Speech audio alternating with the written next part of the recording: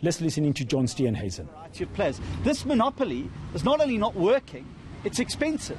They're busy coming to government again. They want to pass on even more costs for consumers, for even worse services, even worse quality of supply.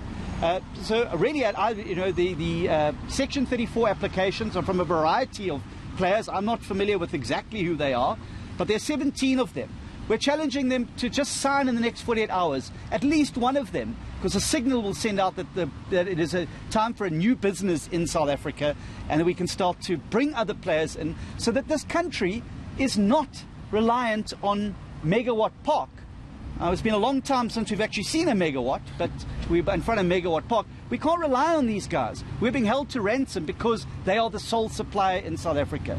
Competition drives down costs, it brings greater efficiency, and will help exactly the very people who you've spoken about in townships, living outside of opportunity. The only way we're going to get them into opportunity is to create jobs, lots of them. This is killing jobs. We need to create jobs. Are your municipalities ready? Yes, our municipalities are ready. There's disaster management plans in every. What I said is I want them to activate those disaster management plans because I think that they're going to be required in the coming weeks and months. But also to say that Premier Windy will be making an announcement later today about the disaster management for the province of the Western Cape. We're challenging all premiers of other provinces to activate their disaster management plans in their provinces, and we will be sending out DA public representatives in those provinces where we're not in government to exercise oversight of that. Bear in mind, when electricity outages happen like this, it's not just stoves, furnaces, mine workers that can't get to work, traffic lights that are out. We're also talking about hospitals that have to put off operations. We're talking about surgeries that have to be performed by torchlight and candlelight around the country. These are issues that affect the poorest of the poor the hardest. People who can't afford hospitals that have got generators and are able to operate without it. So it sets the social spend so far back in South Africa during periods of load shedding like this. Yes, ma'am. On the issue again of the 17 applications, what message have you given by Mantashe's office to the applicants? Well, there's an ideological obsession with Minister Mantashe and many of his fellow travellers in that cabinet. State-owned entities and the big clunking fist of state is the only conception they have in their mind about how you do delivery in a country like South Africa. It's clearly not working. And so there's an ideological blockage. The minister needs to set aside those ideological blockage. The Berlin Wall is no longer up. There is no longer a Cold War. Leonid Brezhnev is no longer in the Kremlin. This is a modern 21st century country that needs modern 21st century electricity supply to be able to grow and compete in a modern economy. The time for the ideological war is over. It's time now to take good ideas, and it doesn't matter where those ideas come from.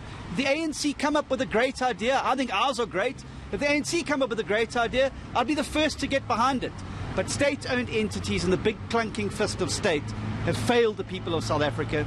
We need new ideas and a new way forward. Is he using any legislation to delay the signing of this agreement? I want to know exactly what is he using to delay the process. All the legislation is in his favour. All the legislation paves the way for independent power producers and for a new greenfield industry to take root in South Africa, which itself could be used for job creation and new job generation in South Africa. He's sitting on his hands because of an ideological bent. There's no legislative obstacle in the way of Minister Mantashe doing right by his department, doing right by the people of South Africa, and doing right by our economy by signing those RPPs. What the President should be doing is be on the plane back from Egypt right now and making sure he's in contact with that minister and saying, for goodness sake, we're in crisis, sign those applications. The last time I was here with Mr. Maimani and Natasha Mazori, they said that they will start speaking with unions. And one of the things we know why Eskom is not bundled or separated is because of unions. So I just want to know has the DA spoken to the unions? Because it's easy to say all of these things, but it's another thing when you live in a society where there are unions that govern how things are going. I mean, if you're saying there's a legislature for Gwente to just sign off, you could have done it, but there are unions. You've seen unions protesting against Eskom being dismantled. And you talk about a monopoly of Eskom. So do you agree with the dismantling of Eskom because that will create clear separate entities and that will break up the monopoly? Okay, my last question is it fair for you to say that the Western Cape is the only province that is using solar energy to power their houses, while we've seen projects that are done by human settlements in areas of Mpumalanga, in areas of the is it fair for you to say that statement? Is it not misleading at all? First of all, let me just say I never said that we're the only province. I said that a number of our municipalities have rolled out regulations to allow for households to do that. I never once claimed a monopoly on that. And I would sincerely hope that governments, if they take service delivery seriously around the country, should be doing that. The second point I want to make is, isn't that the problem? Isn't it the problem that you've got the unions calling the shots and not government actually making bold, decisive action? And that is the problem with South Africa. You've got an insider system that favours people who have a seat around the cabinet table. COSATU has a seat around the cabinet table. They're not interested in the hundreds of millions of unemployed people. They're interested in their members. And the interests of the unemployed in South Africa are not their chief concern.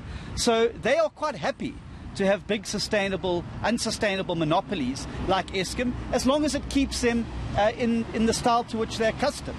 And this is precisely the leadership that South Africa needs. It needs a president and a cabinet who are able to stand up for the best interests, not of the insiders, but of the nation as a whole. In countries around the world, when there's been a crisis and the unions have been at the heart of them, governments have had the courage to stand up and do the tough thing, the hard choice, and stand up to those unions and explain to them very clearly why it is in the best interests of South Africa as a country that this monopoly is broken and that opportunity is created for more and more South Africans and for more entrance into the market. And the longer government kowtows to the unions, the more the people locked out of opportunity are going to be pushed to the periphery of our economy and of life in South Africa. Thank you, ladies and gentlemen, for your time, and thank you for coming out in the rain. I don't know if SABC needs other languages.